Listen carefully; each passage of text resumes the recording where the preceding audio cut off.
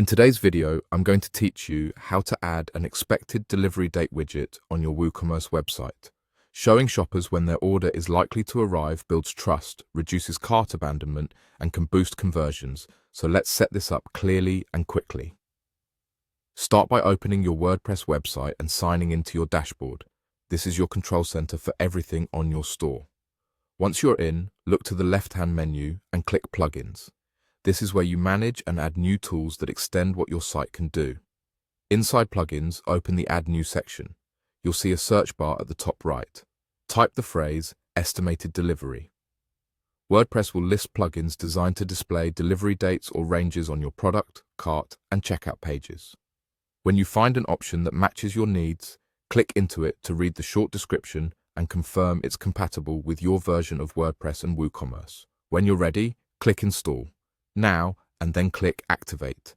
Activation turns the plugin on so it can add the delivery date widget to your store. After activation, locate the installed plugin so you can configure it. You'll typically find it either as a new item in the left-hand menu or inside your WooCommerce or Settings area. Open its Settings page and take a moment to explore the options. This is where you define how the widget calculates dates.